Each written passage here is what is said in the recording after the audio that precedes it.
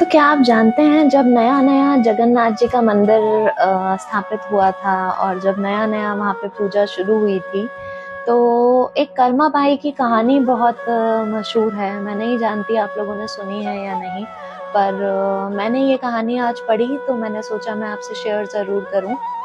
Karma by बहुत ही छोटी थी जब नया-नया जगन्नाथ जी का मंदिर स्थापित हुआ था और उनकी पूजा अर्चना शुरू हुई थी। तो ऐसा कहा जाता है कि वो बहुत छोटी थी, फिर भी डेली सुबह 4 बजे वो खिचड़ी बना के मंदिर में पुजारी को दिया करती थी जगन्नाथ जी को भोग लगाने के लिए। जगन्नाथ जी कृष्ण जी का ही अवतार हैं और ये सालों-साल ये प्रथा चलती रही। वो भोग बना के लेके जाती थी और खिचड़ी का ही भोग उन्हें लगाया जाता था, कर्मा भाई के हाथ का ही बना हुआ। तो अब ये सालों साल जब प्रथा चल रही थी तो उम्र बीतती गई, उम्र ढलती गई, कर्मा बाई बूढ़ी हो गई। तो जब कर्मा बाई बूढ़ी हो गई तो कर्मा बाई ने एक दिन जगन्नाथ जी से कहा कि अब मैं नहीं आऊंगी, अब तुम आके खिचड़ी खाना। तो विश्वास था, अटूट विश्वास था, भाव था, उनका प्रेम था जगन्नाथ जी से।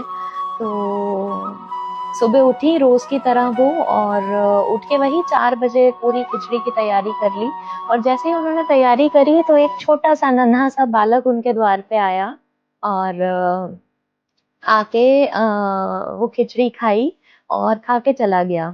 अब ये कहानी रोज की शुरू हो गई, रोज सुबह 4 बजे वो बालक आता, खिचड़ी खा के चला जाता। ऐसा बोला जाता है कि वो बालक और कोई नहीं कृष्ण जी का बाल अवतार यानी कि जगन्नाथ जी ही आते थे और रोज खिचड़ी खा के जाते थे।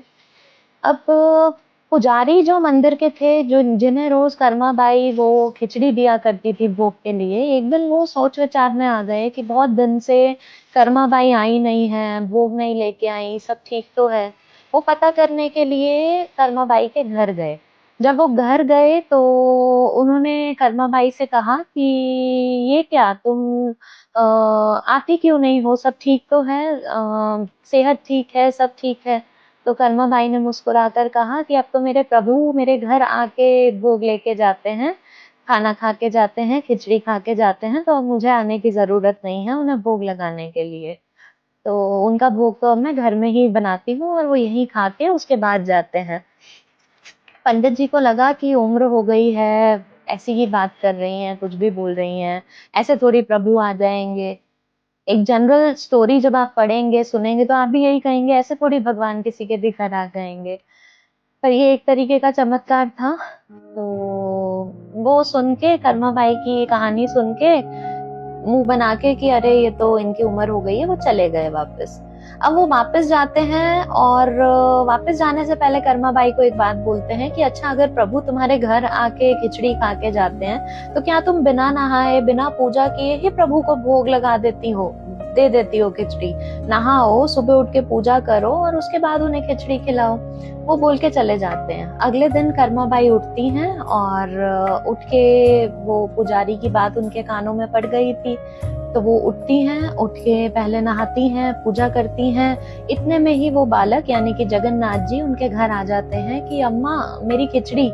तो कर्मा बाई मुस्कुराकर बोलती हैं कि लल्ला मुझे बस 5 मिनट देना या प्रभु मुझे बस 5 मिनट देना, मैं फटाफट कर रही हूँ, आज नहाने में पूजा करने में देरी हो गई। फटाफट वो बनाती हैं और गरम-गरम परोसती हैं जगन्नाथ जी को। जगन्नाथ जी उसको ठंडा होने तक भी नहीं रुकते, वो ये बोलते हैं कि जल्दी मुझे दे दो अम्मा, पट खुलने वाले हैं, यानी कि जगन्नाथपुरी के पट खुलने वाले हैं और मेरे भक्त दर्शन के लिए आ जाएंगे, तो मुझे वहां पहुंचना जरूरी है।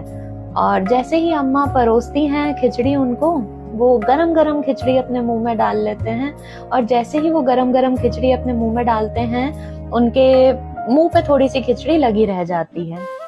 वो मंदिर वापस चले जाते हैं। जैसे ही वो मंदिर वापस जाते हैं और जैसे ही वहां का पुजारी पट खोलता है, तो वो देखता है कि जगन्नाथ जी के होंठ सूजे हुए हैं और मुंह पे खिचड़ी लगी हुई है। वो अपने हाथों से खिचड़ी पोंछते हैं हैरान परेशान होकर और उनके हाथ जल जाते हैं उस गर्माहट से, उस खिचड़ी की गर्माहट से। और वो हैरान होते हैं कि ये कैसे हुआ। सोचते सोचते कुछ समय बाद जब सब दर्शन हो जाते हैं, पट बंद हो जाते हैं, तो वो सो जाते हैं। वो सोते हैं तो जगन्नाथ जी उनके सपने में आते हैं और उनके सपने में आके उनको बोलते हैं कि तुम मेरी कर्मा बाई को ये बोल के आए कि उन्हें नहा के पूजा करके मुझे भोग लगाना चाहिए।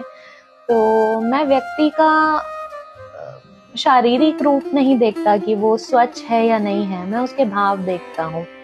और मेरी कर्मा बाई के जो भाव हैं वो मुझे मजबूर किए थे कि मैं वहां जाके उस खिचड़ी को ग्रहण करूं, क्योंकि अब वो यहाँ नहीं आ सकती। तो मैं किसी भी भक्त का शारीरिक रूप, उसकी सुंदरता, उसका चढ़ावा, ये सब नहीं देखता। जो चढ़ावा वो किस भाव से चढ़ा रहा है मैं वो देखता हूँ। बस उसके बाद वो पुजारी जी उठते हैं और जाके कर्मा बाई से माफी मांगते हैं।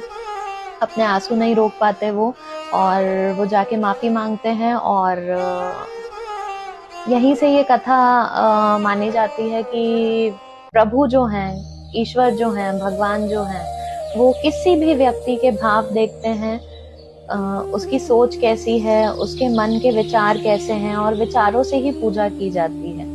आप कितने अच्छे कपड़े पहन के, कितना तैयार होके, कितना महंगा चढ़ावा लेके जा रहे हैं, इन सब चीजों से प्रभु कभी भी खुश नहीं होते। तो ये कथा हमें ये सिखाती है कि हमारे भाव, हमारे विचार जितने स्वच्छ हम रख सकते हैं उतने रखें।